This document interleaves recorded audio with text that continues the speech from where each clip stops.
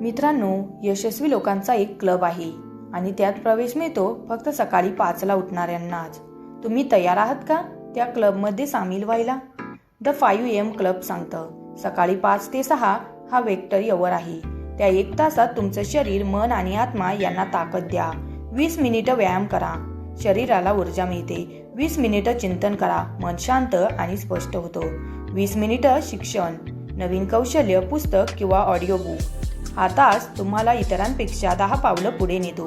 लोक अजून झोपेत असताना तुम्ही तुमचं आयुष्य घडवत असता। सकाळची शिस्त संध्याकाळचं यश ठरवते।